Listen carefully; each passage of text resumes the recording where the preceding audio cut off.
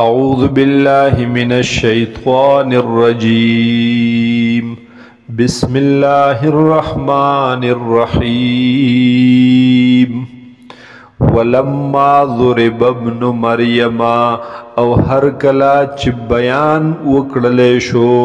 د زوی د مریم بیبي یعنی د حضرت عیسی علیه السلام مثلا بطور مثال اذا قومك منه يسدون نو په دغه وخت کې قوم ستا د هغه د وجې يسدون شور کولو دوی هغه چغې وخلې دوی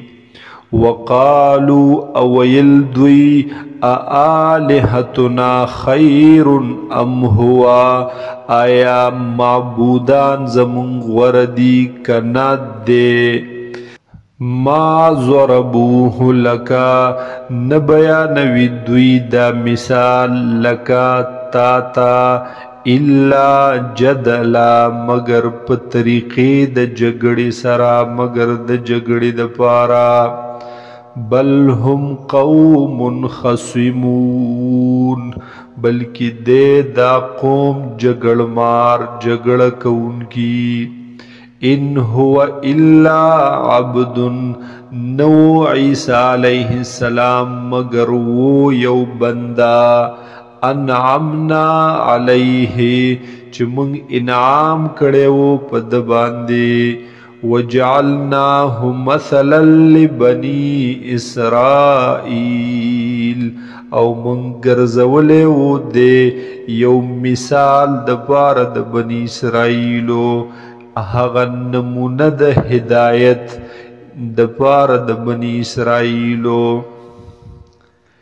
یو نمونه د هدایت د پاره د بني اسرائیلو یا یو نمونه نشانه د قدرت د الله د بني اسرائیلو د پاره ولو نشاء لجعلنا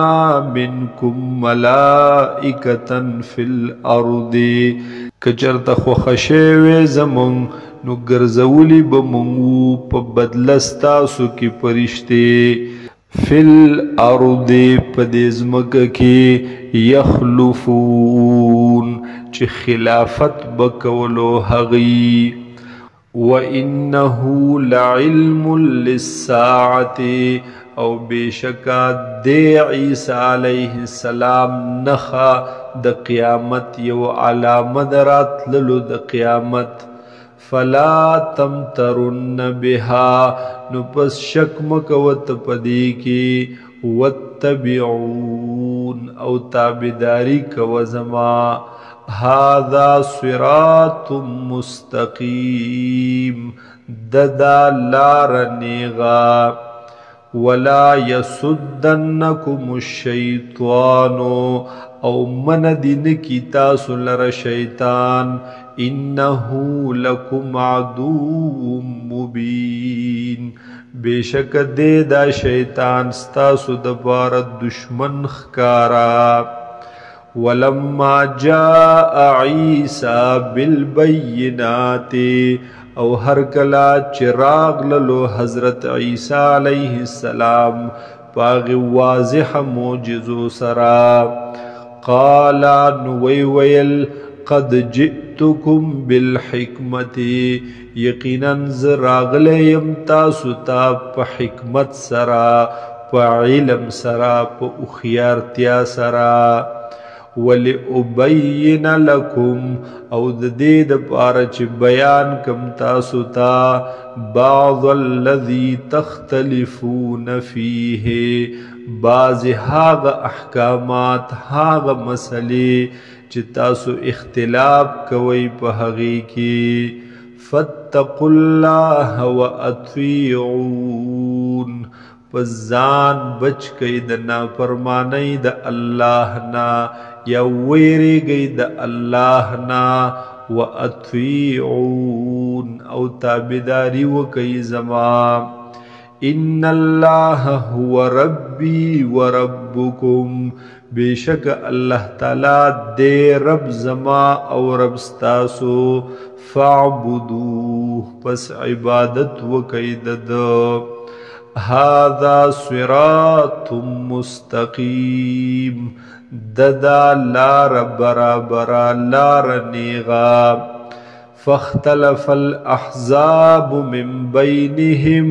پس اختلاف کړو هغه ډلو پخپل مینس کې فویل للذین ظلموا پس هلاکت دې د هغه کسانو د بار چې ظلم کړي من عذاب یوم علیم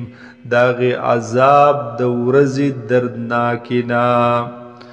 هل ينظرون انتظار نکوي دوی